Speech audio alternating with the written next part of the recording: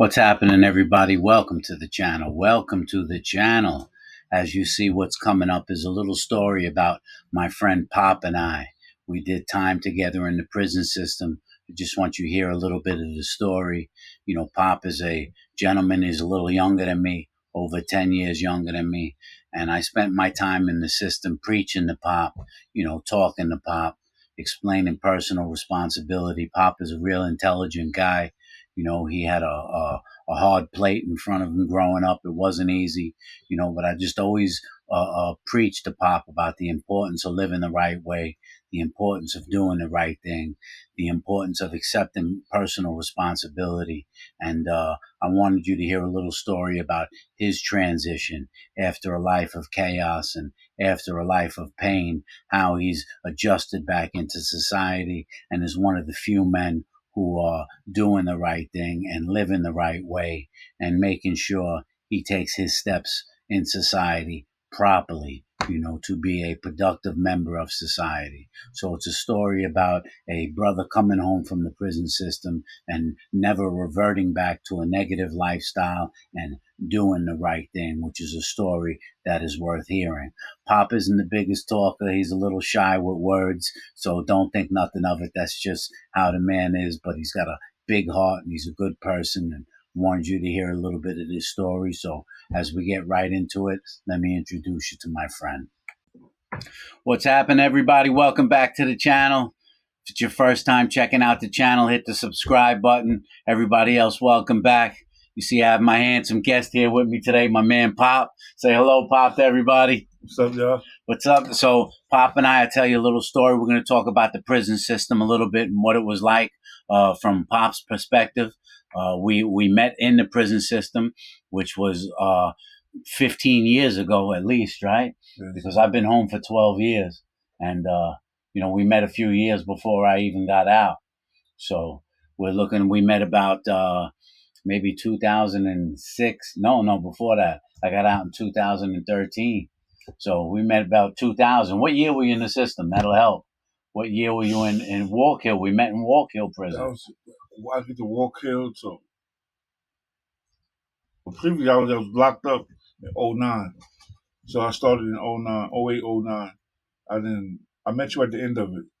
So we met inside a Walk Hill prison, and someone told me that Pop was from my hometown, and that's how we got to know one another in there. But that Walk Hill was a medium security prison in Walk Hill, New York. I was coming down to the end of my sentence, and let Pop tell you a little bit about his story. I'll ask you a few questions this way. You're not just talking aimlessly. So, what if you want to talk about what were you charged with, Pop? What did you end up getting charged with? Possession, A1. Possession of narcotics. Yeah, possession of narcotics in first degree. And what was the sentence? It was a 6 year plus mandatory. What you call it? That case post release or something? Mandatory case at 6 years, 5 years post with mandatory case at. All right, so he got sentenced to 6 years. Yes. Basically, he got sentenced to 6 years for a nonviolent crime. Was it the first bid or no? No, it wasn't. You've been arrested a few times before that. It's my third. That was your third bid? My third state number. Yes. Are you done? Oh, yeah, I'm very done. You finished? I've been home for a long time now. Yes. All right, very good. And so you did the 6 years. What prisons were you in during that time? Oh, I was in Walk Hill.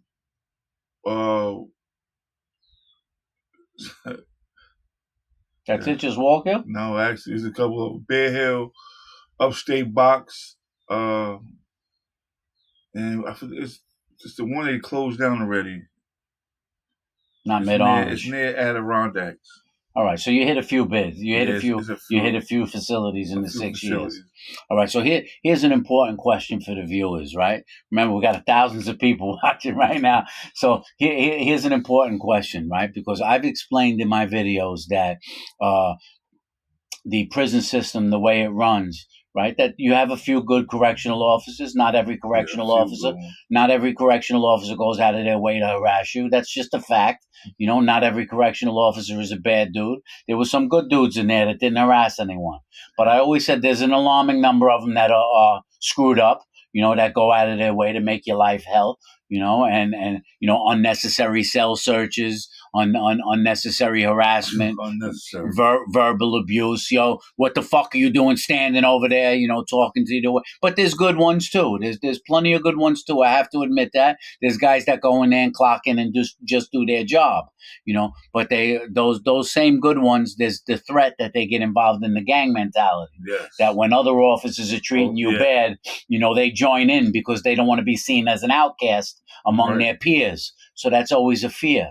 But I've also clearly stated on my videos that I feel that when I was doing my time, it was a little easier for me just for being a white dude, because I was around country boys, and those country boys are real racist, and they used to say to me, even talking, yo, fuck these, using the N-word. Yeah, when I seen that, you know what I mean? Last video. Right. So my question is to you is, do you feel that being a black man in the system, it was a little that you were treated more unfairly because you were a black dude in there? And be honest, Yes, especially coming from Long Island to dealing with that. Like when I went upstate, it was me and two white kids. I got harassed, and they went pushed right through. They pushed right through. Yeah, they have no problem. I think they was going. They had large numbers too. One would have like 14 years, another had like a 16 to life. Yeah, but they treated them way better than they treat me. Yeah, right. They threw me. I couldn't. They wouldn't lock me out in downstate. Did you get the sense that the officers were racist or off back? Yeah, off back. Yeah. I mean, would they verbally say stuff to you, or you just had to feel? You know what I mean? No, actually, when I first came up and I left Nassau County and I hit downstate, and they gave me them words. It was the chilling words behind my neck. If you move, yeah, right. you better not move. Yeah, I got that though too. Though I got that though. Yeah, but I seen the white kid. They wasn't on him. They was on me. I thought they was on. Yeah, the intimidation factor. Oh man, you're not in Rikers Island or Nassau County anymore. Remember them words? Yeah, sure. And you realize that day, like, oh man. But I would have officers that come up to me and just say, yo, tell me what job you want. Tell me where you want to lock. And I wouldn't see them do that with a lot of the brothers. Never. You know what I mean? To go out of their way and do that. And for me, that made me, it made me upset to see that. You know what I mean? Because me, Pop, I grew up, my house was like the United Nations growing up.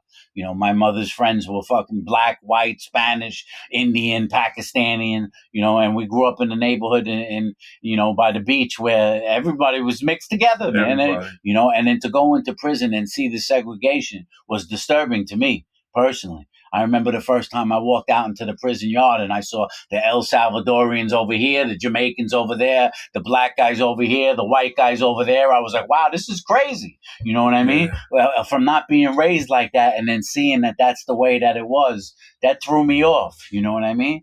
Thankfully, the medium security prisons aren't like that as much. Medium security prisons are different than the maximum security prisons. When you're in a medium security prison, there's a lot of more intermingling between the people and the races. But in maximum security, they're really separated, man. And that's just the way it is. It's kind of crazy, So, you did your 6 years, and right? Washington was another medium that I liked because it was a laid back, full of young people. Yeah, Washington, a young crowd, right? Yeah, off the hook. Washington was always known to be a little off the hook. You know what I mean? Could I ask you a few personal questions? I want to give people a little understanding because you'll hear people say, "Oh, he said he was in prison 3 different times." You know what I mean? So that's your fault. You know what I mean? That you were in prison 3 different times. So you'll find a crowd of people that really won't have pity for that. You know what I mean? They say you made the mistakes and you paid for those mistakes. It was nobody's fault. So do you feel on your 3 cases, right? You said you had 3 different prison bids, right? Yeah. On those 3 cases, and like I said, all I asked for is be straight up, whatever it is. On those 3 cases when you were arrested, was it, did cops set you up or were you guilty of the crimes that you committed? No, I was guilty of the crimes I committed. Of all 3 of them? All 3 of them. Right. So do you blame the judge? No, I don't blame you blame the cops that arrested you? No. There's a lot of people, when you get to prison, Pop, especially a lot of the young black kids will blame everyone else in the world. Yo, it was the judge, it was the cop, right. I took full responsibility. Yeah. I know what I was doing. Yeah. And That was it. I mean, if we get into like the reasons why you were all three bids for hustling? Were all three bids for Yes, or yeah, possession of drugs or yes. hustling drugs, right? Possessing of drugs. And so if we give people the reason of why you fell into that lifestyle, if we even back up a little bit, ask a few personal questions if you don't mind. So like when you were a young kid, was your father there for you? On and off. On and off. Your parents were divorced, they weren't together? They wasn't together. Right. So was you raised by your mother? Your grandmother? Nah, I raised with my mother until I was around 7. Right. And then that's when I took a left turn. Yeah. Young. Yeah, young. Very young. So you started hanging out with street guys? Yeah, I grew up around females, my sisters, Yeah. and I only like being around them. So I took with the streets, Yeah. the guys in the streets, and after that, Right. So I would say, right, and this is in a lot of cases, this is in my case as well. You know what I mean? Which shows you that it really doesn't have to do with the type of background of ethnicity. What it has to do is I had no father there, right? And because I had no father there, I never in my life, I'm 50 something years old right now. Never in my life growing up did I have a man telling me what to do, the right thing to do. I never had a father there saying, listen, this is the importance of school. This is the importance of setting a goal. This is the importance of staying out of trouble. And I never had a father to smack me in my ass or my face when I did something wrong. And because of that, it was very easy for me to drift in the wrong direction. Especially me, I was an abused kid. So I had all the reasons like to try and prove to the world I was a man. And I didn't have a man there to correct that behavior. And it sounds like from what you're saying, you didn't have a man there to correct that behavior either in a positive way. If that's correct. If I'm not correct, correct me. say that. Yeah. So it was easier for you. Yeah, it was. Yeah. Because I'm like I said, my mother ain't have no men around. Yeah. And when I got to the age of said I don't care. Yeah. She couldn't stop it. Right. It was right. My mother couldn't stop it either. Yeah, And it so, came real fast. yeah. And then all right. So you get arrested on your first bid. You go away to the group home. I was in I was in Westbury Shelter. Yeah, me too. I was in the Westbury Shelter. Yeah. And from there, they put I think a PINS petition on me. Yes, PINS, person in need of supervision. And that didn't work. Mm-hmm. And I ended up in a diagnostic program before they wanted to send me out, see what they wanted to do with me. Mm-hmm. So they ended up putting me in diagnostic. I ended up doing something in the diagnostic program to get me shipped to Connecticut. I went to Connecticut for 2 years. As a juvenile? As a juvenile. Yeah. And I came back. I was just turning 16. Mm-hmm.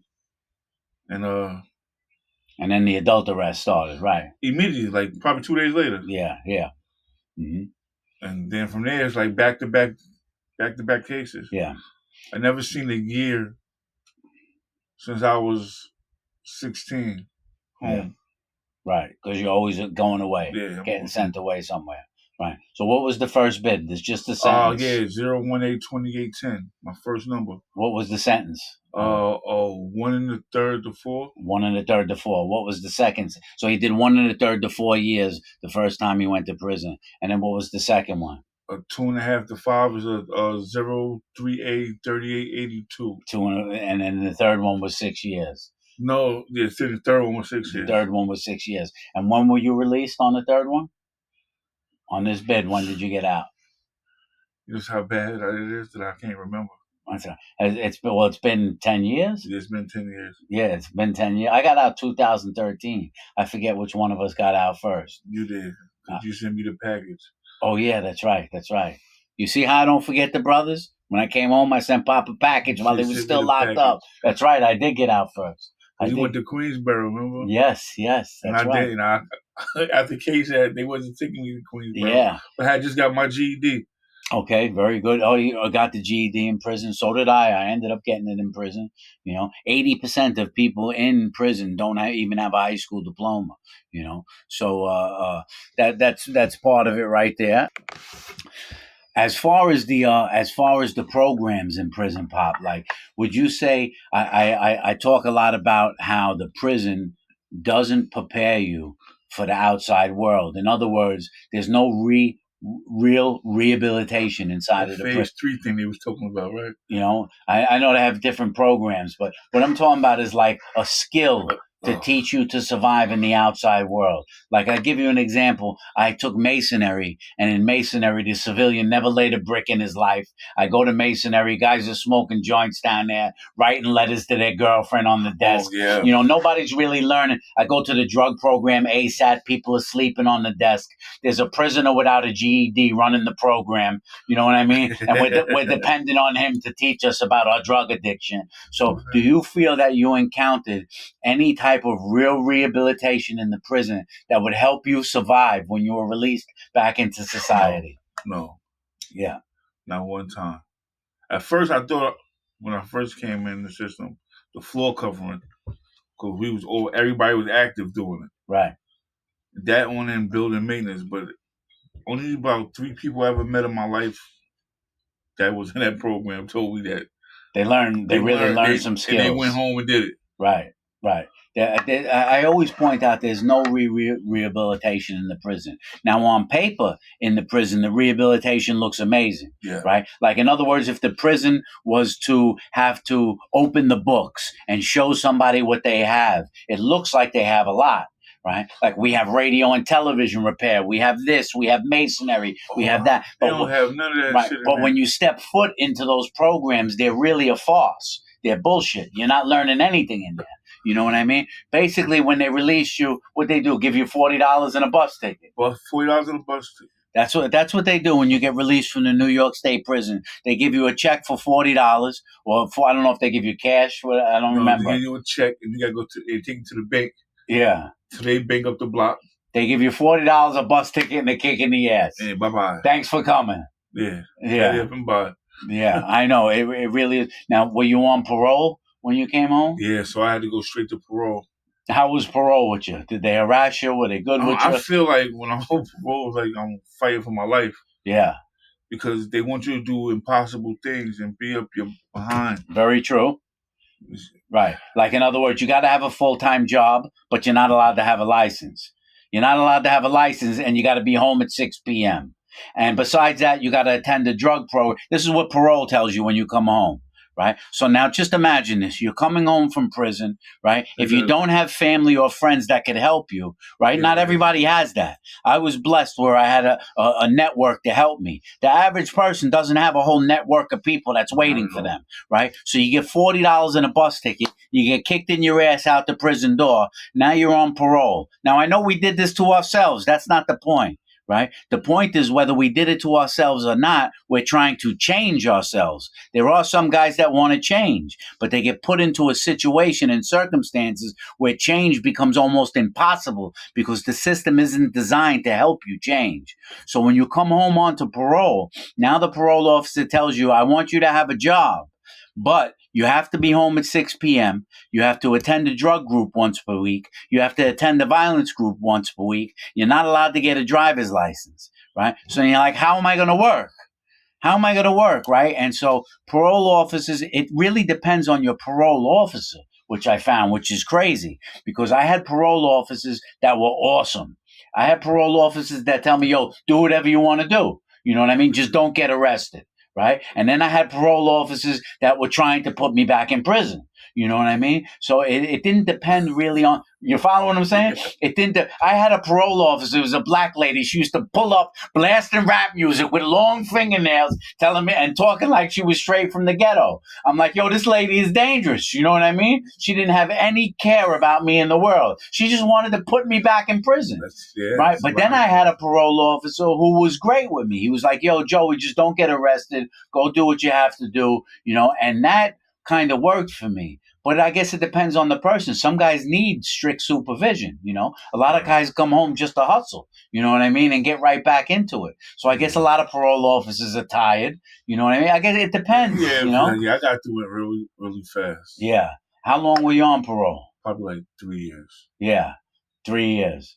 And so, I mean, what would that really say, Pop? I mean, in coming to a close, you've been home over 10 years now, right? It's not easy. It's hard to survive still. The felony hurts us. The rap sheet hurts us. Like I said, we know we did it to ourselves, but it's not too easy, is it? It's not. It's not at all. Yeah. Well, I heard that they was about to do something with the rap sheet about how your felonies and your About rap. expunging them from the record. Yes. Yeah, right. Well, which will help. But you never went back to dealing drugs, right? No. No, you never went back to any type of crime. No, never been back. In over a decade. In over a decade. Never been arrested again. Oh, I'm scared of them still, though. Yeah. I know you. Yeah, I I'm know you. scared. I know you're I scared. look too aggressive, so I gotta make sure Yeah. that I'm smiling when I see them guys. Yeah. I'm happy to see you, officer. Yeah. I'm happy to see you. I know. Woo. It's been. How old are you now? 43. 43, yes. Pop was working for his pops a little bit, right? Yeah. He was working for his father. His father owned several ice cream trucks in the summer, several oil trucks in the winter. Unfortunately, he went at it with his pops, just like I go at it with my father. So that didn't work, and but he's surviving. Pop is surviving. He's doing what he got to do. Like he said, it's not easy. It's not easy post incarceration. It's very hard. And I would say that the one of the points of this story is that we need a system that whether we put ourselves in there or not, we need a system that focuses a little more on rehabilitation. We need a system that focuses a little more on educating guys and making them employable when they walk out of the system. Not just Pop, a million guys that walk out aren't prepared to enter the workforce because the prison isn't taking any time to really help them learn what would make them employable today. You know what I mean? Like I would say that guys in prison should be learning how to run the internet. Guys in prison should be learning how to design websites, right? There's guys in prison should be learning about AI, this artificial intelligence, right? Because the future is going towards this artificial intelligence. Imagine if you were in there and you stepped out and you knew how to design websites, you knew how to deal with artificial intelligence, right? Then it would be easy for you to, become successful. It would be easy for any of us to become more successful, But the prison likes the revolving door. They love the revolving door. Big business in the prison system. Big business in the prison system. This is why they want to privatize prisons, right? If there wasn't a lot of money in the prison business, they wouldn't want to privatize prisons. There's businessmen online right now that want to purchase prisons and own them privately because they know that the federal government will give them more money to run that prison than it takes for them to run it. You know what I mean? Let's say it cost them. Let's say it cost a private businessman $100 million a year to run a prison, but the federal government's going to give him $200 million a year. As what they kick in, and then he puts $100 million in his pocket, and then of course he tries to deny the prisoners as much as they can. You know what I mean? To save more money. So privatizing prisons is a very bad idea. But the state isn't doing a good job right now either. You know what I mean? They're definitely not. All right, we're getting ready to come to a close right now. If you have any questions in the comments, you could always send questions in the comments. I'll let my man Pop know what you're interested in. But that's part of the story. Me and Pop chill out together all the time. This just isn't him stopping by for a video. You know what I mean? We stay out of trouble. These days, the trouble's over. We're retired. Retired. Yeah, that's it. We're retired from the life, and he, as you see, another brother doing very good since he came home. Good because he never went back, and living a different type of life. So take care, people, and we'll see you later on. Peace.